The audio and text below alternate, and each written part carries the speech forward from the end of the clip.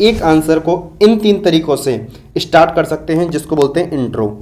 ये वो बेसिक जानकारी है जो एक न्यू बिगनर होता है तो उसको पता नहीं होती है। तो ये टीचर ने इस चीज़ को मूल्यांकन करके बताया है, जो काफ़ी सही चीज़ है। आउटरो में एक ग्रेट पर्सनैलिटी है, उनके बारे में बता के चले गई हैं। आउटरो देख सकते हो कोई बहुत ज़्यादा बढ़िया नहीं है, लेकिन बीच का कंटेंट इतना बढ़िया है कि टीचर इंप्रेस हो गया, 4.5 मार्क्स देती है। और फ्लो चार्ट वगैरह थोड़े अच्छे से लिखे हैं उन्होंने। ये इनका फाइनल फीडबैक है जो भी टीचर ने इनको दिया है, इसके बारे में लास्ट में बात करेंगे। तो ये कॉपी आपके दिव्या मैम की, जिनकी इस बार यूपीएससी 2022 में EIR रैंक 105 यानी 105 है। 2021 में इनकी रैंक थी 438। इस कॉपी के माध्यम से हम ये जानने की कोशिश करेंगे कि इनका माइंड का थॉट प्रोसेस क्या था, किस तरीके से आंसर्स को लिखती थी। कल हमने एक वीडियो बनाई थी अपने चैनल पे, EIR रैंक 1 इशिता किशोर, उनकी कॉपी कैसी है, उनकी कॉपी के बारे में बनाया था, तो आप उस वीडियो को भी देख लेना।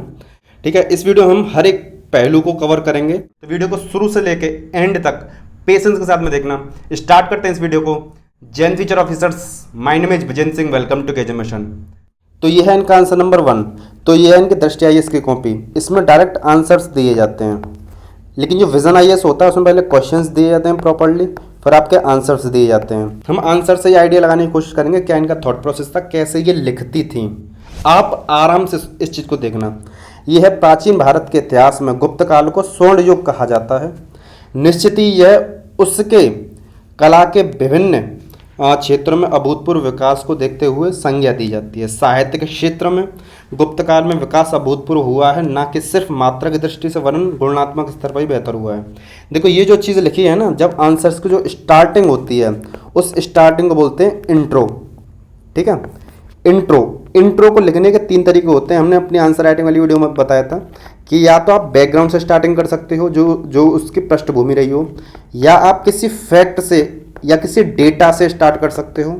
ठीक है, या आप स्टार्ट कर सकते हो उसमें जो कोई कीवर्ड दे रखा हो उसकी डेफिनेशन, उसकी परिभाषा से। तो आप ये समझ के चलो कि एक आंसर को इन 3 तरीकों से स्टार्ट कर सकते हैं, जिसको बोलते हैं इंट्रो। ये वो बेसिक जानकारी है जो एक न्यू बिगनर होता है तो उसको पता नहीं होती है। तो यहाँ से इन्होंने स्टार्ट किया है, इंट्रो हो गया। अब उसके बाद में इंट्रो के बाद में एक आंसर को 3 चीज़ बनाती हैं।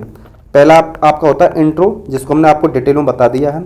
दूसरी चीज़ होती है बॉडी, यानी जिसमें पूरा कंटेंट लिखा जाता है। और तीसरा होता है कंक्लूजन। ठीक है, जो आप किसी भी आंसर को एंड करते हो, जिसको द एंड बोलते हैं, या इसको आउटरो भी कह देते हैं।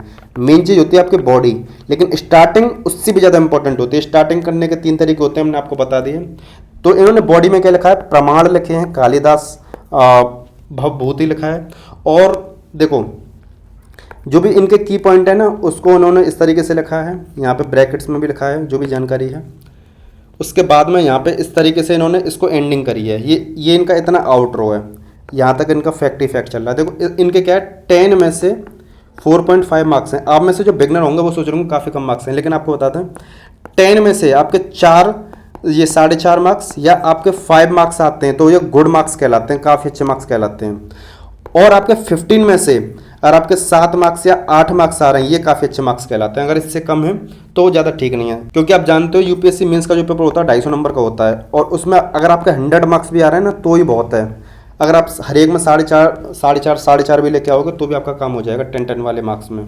दूसरा आंसर है इनका, संयुक्त राष्ट्र की रिपोर्ट के अनुसार भारत विश्व की हर एक 3 बाल वधुओं में से एक का घर है, अर्थात विश्व की 1/3 विवाह केवल भारत में घटित होते हैं। ये क्या है इनका इंट्रो। और इन्होंने किस चीज़ से स्टार्ट करी है, फैक्ट से, डेटा से। जैसा कि हमने बताया था, अगर इन तीनों जो हमने 3 तरीके बताए थे इंट्रो स्टार्ट करने के, उनमें से किसी चीज़ से स्टार्ट करते हो तो आपका इंट्रो काफ़ी शानदार होता है। ये भी थोड़ा सा इंट्रो वाला पार्ट ही है, लेकिन बाल विवाह को समाप्त करने के हेतु भारत सरकार ने जो कदम वगैरह उठाए वो ये रहे लक्ष्य 3, लक्ष्य 5। और क्या क्या कदम उठाए, क्या क्या जिम्मेदार कारण हैं, वो इन्होंने यहाँ पे फ्लो चार्ट के तौर पर बताए हैं। देखो जब आप फ्लो चार्ट बनाते हो ना, तो टीचर को काफ़ी अच्छा देखने में लगता है, कंटेंट को काफ़ी अच्छा आप डिलीवर कर लेते हो, जल्दी पेज भर जाते हैं आपको, और मेन चीज़ सुंदर लगता है। ज़्यादा पैराग्राफ में लिखोगे तो उतना जल्दी लिख नहीं पाओगे। क्या क्या सुझाव दिए हैं, यहाँ पे सुझाव दे रखे हैं। देखो सुझाव का भी इन्होंने फ्लो चार्ट बना रखा है। इनकी राइटिंग बहुत ज़्यादा खास नहीं है, अगर लड़कियों की तुलना में राइटिंग कंपेयर करें तो गंदी है, क्योंकि लड़कियों की राइटिंग ज़्यादातर साफ होती है। लड़कों से तुलना करें तो ठीक ठाक है, क्योंकि लड़कों की ज़्यादातर गंदी रहती है। यहाँ पे लिखा हुआ प्रस्तुतिकरण पर थोड़ा ध्यान दें, ठीक है, थोड़ा सा ध्यान देने के लिए बोला है। अवधारणात्मक समझ एवं जानकारी अच्छी है, और यहाँ पे इन्होंने आउटरो के साथ में इस चीज़ को एंड किया है। ये है इनका थर्ड क्वेश्चन, और आगे हम इस चीज़ के बारे में और डिटेल में बात करेंगे, लेकिन उससे पहले एक आपको छोटा सा एक अपडेट देना है। सुना है इस बार PW इसका रिजल्ट यूपीएससी में काफ़ी अच्छा रहा है, काफ़ी सारे टीचर्स और टॉपर्स इसके बारे में बात करते हुए दिख रहे हैं। हमने PW के यूट्यूब चैनल पर जाके काफ़ी सारे टॉपर्स के इंटरव्यू को देखा, एंड उसके बाद में आपको रिकमेंड कर रहे हैं। अगर आप भी टॉपर्स की लिस्ट में आना चाहते हैं तो आप PW को ज्वाइन कर सकते हैं, ये आपके लिए काफ़ी ज़्यादा बेनिफिशियल होगा। आप रिजल्ट को देख ही रहे हैं। देखिए इनके जो कोर्सेज हैं 2024-25 के लिए, प्रहार, टाइटन एंड संकल्प, जिनकी कीमत 9,000 और 11,000 है, उनमें आपको सीधे सीधे 1,500 रुपये का डिस्काउंट मिलेगा। साथ में खजाना भी प्रोवाइड किया जा रहा है फ्री ऑफ कॉस्ट। साथ में अगर आप हमारे चैनल का कोड KGM इस्तेमाल करोगे तो आपको सीधे 500 रुपये का और डिस्काउंट मिलेगा। आप सबके लिए गुड न्यूज़ ये है कि पहले प्रतिज्ञा दिवस का ये ऑफर सिर्फ 25 मई तक था, लेकिन अभी इसको 1 जून तक एक्सटेंड कर दिया गया है। तो जिसने भी अभी तक नहीं लिया था कोर्स तो वो ले सकता है। एक चीज़ और, PW ने कंप्लीट प्रिपरेशन के लिए सेलेक्ट 360 के नाम से अपना प्रीमियम कंटेंट भी लॉन्च किया है, जिसमें उनकी सारी बुक्स आपको प्रोवाइड की जाएंगी, खजाना प्रोवाइड किया जाएगा, test series, answer writing, tele mentorship provide किया जाएगा। ये आपकी कंप्लीट प्रिपरेशन करा देगा A to Z। इसके बाद में कुछ भी नहीं छूटने वाला। और जो भी एस्पिरेंट सेल्फ प्रिपरेशन करना चाहते हैं तो उनके लिए भी PW की जो संपूर्ण बुकलेट है आप उनको अमेजोन से परचेस कर सकते हो। प्राइस ये रहे, एंड लिंक हम डिस्क्रिप्शन में डाल देंगे। ये सारी इन्फॉर्मेशन आप सबके लिए काफ़ी फ्रूटफुल है, जरूर चेकआउट करना वीडियो देखने के बाद में। चलिए बढ़ते हैं वीडियो में आगे। तो अब बात करते हैं थर्ड क्वेश्चन के बारे में। इस उद्धरण के माध्यम से विद्वान यह कहना चाहते हैं कि किसी भी व्यक्ति में उत्साह की प्रवृत्ति तो देखने को मिल जाती है, लेकिन सहनशीलता की प्रवृत्ति समाज में विरले लोगों को ही मिलती है। विरले यानी रेयर, यानी कुछ लोग ही रहते हैं। सहनशीलता यानी पेशेंस, यानी इन्होंने क्या किया है, बैकग्राउंड से स्टार्टिंग करी है। जो क्वेश्चन है उसमें इस तरीके से पूछा गया होगा कि पेशेंस फुल लोग या एनर्जी फुल लोग, उससे बारे में पूछा होगा, क्योंकि क्वेश्चन दे नहीं रखे तो हम केवल आइडिया ला सकते हैं। तो यहाँ तक आपका इंट्रो हो गया। अब उसके बाद हम मेन बॉडी स्टार्ट हो रही है, इसमें आपको पूरा कंटेंट लिखना होता है। देखो कमाल की चीज़ आपको बताने वाले हैं, इस चीज़ को ध्यान देना जरूर। ये देखो ये पूरा क्वेश्चन है, ये है आपका इंट्रो, ये आपके बॉडी यहाँ से यहाँ तक स्टार्ट हो रही है, ठीक है, ये आपके बॉडी है यहाँ से यहाँ तक, और ये है आपका आउटरो यानी खत्म हो रहा है। और इसमें मार्क्स देखो, मार्क्स कितने हैं, और यहाँ पे क्या लिखा हुआ है, गुड, विषय वस्तु की समझ और जानकारी अच्छी है। ये टीचर ने इस चीज़ को मूल्यांकन करके बताया है, जो काफ़ी सही चीज़ है। अब हम आपको इसके बारे में कुछ फैक्ट बताते हैं। आपको इसमें कहीं पे भी फ्लो चार्ट दिखाई दे रहा है, ठीक है, फ्लो चार्ट नहीं है। यहाँ पॉइंट दिखाई दे रहे हैं, पॉइंट नहीं है। कोई टेबल दिखाई दे रही है, टेबल नहीं है। तो आप ये समझने की कोशिश करो, जरूरी नहीं है आपके आंसर में फ्लो चार्ट हो, पॉइंटर्स हो, या कोई टेबल हो, डेटा हो, तभी आपका आंसर अच्छा हो सकता है। आपने अगर उस चीज़ को टू दी पॉइंट लिखा है तो भी आपको अच्छा मार्क्स मिल जाएंगे। इस चीज़ को देखो, जो आपके रैंक 1 रही हैं इशिता किशोर, इनका जो इंटरव्यू हुआ है, एक इंटरव्यू हमने देखे थे, उसमें यही बोल रही थी कि मैंने हर एक आंसर को फ्लो चार्ट के तौर पर नहीं लिखा, जहाँ जहाँ जरूरत पड़ी है पैराग्राफ में भी लिखे, और पैराग्राफ में भी मार्क्स कितने अच्छे आते हैं आप यहाँ पे देख ही सकते हो। आउटरो को देखो उन्होंने किस तरीके से समाप्त किया है। इसी प्रकार अम्बेडकर जी द्वारा अपने अपमान व शोषण की वंचितता को सहते हुए भारत के संविधान निर्माता के रूप में उभरना उनकी दुर्लभ सहन शक्ति को प्रदर्शित करता है। आउटरो में एक ग्रेट पर्सनैलिटी है, उनके बारे में बता के चले गई हैं, और ये काफ़ी अच्छा होता है कि किसी भी चीज़ के बारे में बता दिया। देखो हम बोलते हैं हमेशा आपको अपने जो आंसर है उसको किस करना है, किस यानी keep it simple and short. आपको अपने आंसर को बिल्कुल छोटा रखना है, जितना पूछा जाए सिर्फ उतना, और सिंपल रखना है। टीचर को ज़्यादा मगजमारी ना करनी पड़े आपके आंसर के लिए। ये इनका आंसर 4 है, आप देख सकते हो। टीचर देखते ही समझने लग जाए कि ये चीज़ स्टूडेंट ने बोली है, मुझे आराम से दिखाई दे रही है। राइटिंग आपकी अगर हल्की फुल्की गंदी भी होगी तो भी चल जाएगा, लेकिन अगर आपकी राइटिंग अच्छी होगी तो आपको प्लस पॉइंट एडवांटेज मिलता है। इस चीज़ को समझ के चलो। और ये आप देखो यहाँ पे इन्होंने बोला है, आगे बताएंगे कुछ पॉइंट्स को, इसलिए हम बोलते हैं वीडियो को पेशेंसफुली देखा करो, क्योंकि हम डेप्थ में बताते हैं, चाहे वीडियो भले ही लंबी हो जाए। जनसंख्या में लगातार वृद्धि भारत के लिए एक विचारणीय विषय रहा है, लेकिन ऐसा नहीं है कि सरकार द्वारा उपाय नहीं किए गए। यानी जो हमारी जनसंख्या के बारे में बोला गया है, तो उन्होंने किस चीज़ से स्टार्टिंग करी है, एक बैकग्राउंड के बारे में। डेटा से भी कर सकते थे, कितना डेटा है, क्या डेटा है। सामाजिक आर्थिक मुद्दे कैसे है, पहला पॉइंट, दूसरा पॉइंट, तीसरा पॉइंट, ठीक है। यहाँ पे उन्होंने बॉक्स में दे दिया 14 पॉइंट, 5वां पॉइंट। आप पढ़ भी सकते हो वीडियो को पॉज करके। यहाँ पे इनका जो फोर्थ क्वेश्चन है उसके बारे में और बताया गया है, बॉडी का सेकंड पार्ट है। इसमें देखो 10 मार्क्स का क्वेश्चन, इसमें 4.5 मार्क्स मिले हैं। इसमें क्या लिखा है, विषय वस्तु की समझ जानकारी अच्छी है, और फ्लो चार्ट वगैरह थोड़े अच्छे से लिखे हैं उन्होंने, तो सही दे दिया है।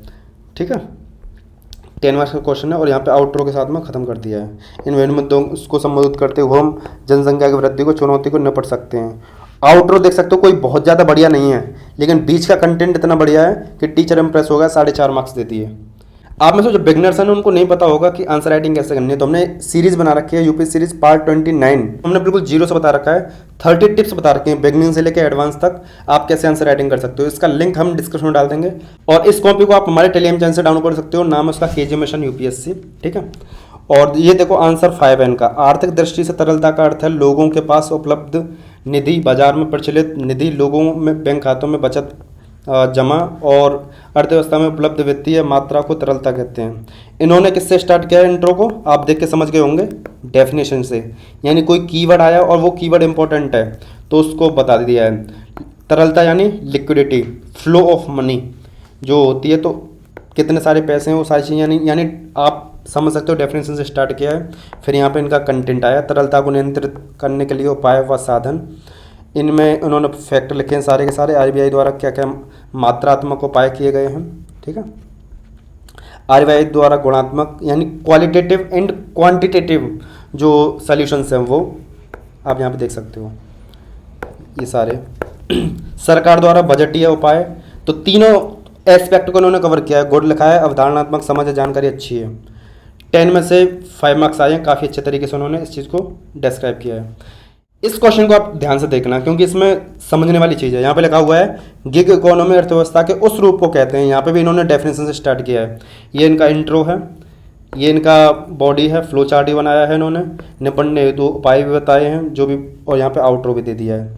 और लेकिन मार्क्स देखो, मार्क्स समझने वाली बात है। 15 में से कितने हैं, 5.5, जबकि इनके 5 मार्क्स तो 10 में से आ रहे थे। इसमें इनके मार्क्स आने चाहिए थे 7 से 8, 15 में से, तभी अच्छा आंसर होता है। जो भी एवेल्यूएटर हैं उन्होंने इसका मूल्यांकन काफ़ी अच्छे से किया है और बताया यहाँ पे प्रयास अच्छा है, किंतु उपयुक्त सुझावों के आधार पर और बेहतर किया जा सकता है। कार्यबल की सुरक्षा के लिए जो भी जानकारी है, देखो यहाँ पे नियम बनाना, वो सारी चीज़ें, विवाद समाधान के लिए प्रभावी तंत्र विकसित करना, यहाँ पे टीचर ने बता रखा है। चुनौतियों के बारे में थोड़ा सा बताना था, वो बता रखा है। यही वजह है कि इन्होंने इस बार रैंक में इंप्रूवमेंट किया है, 438 से डायरेक्ट 105 पे आ गई हैं, आईपीएस से डायरेक्ट आईएएस। इन सारी चीज़ों का ही इन्होंने सुधार किया है। ये इनका आंसर 7 है। कोरोना वायरस से दुनिया भर को नकारात्मक रूप से प्रभावित करने के साथ ही स्वदेशी सुझावों को यानी बैकग्राउंड को लेके आई हैं। फिर यहाँ पे इनका ये क्या नाम है, आपका पूरा फ्लो चार्ट है।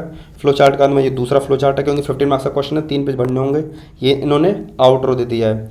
जरूरी नहीं है कि आपको पूरा, जैसे 3 पेज दिया जाते हैं तो 3 भरे जाते हैं। ये देखो पूरा का पूरा पेज खाली है, कुछ भी नहीं है इसमें, बस 2-3 लाइन दे रखी हैं।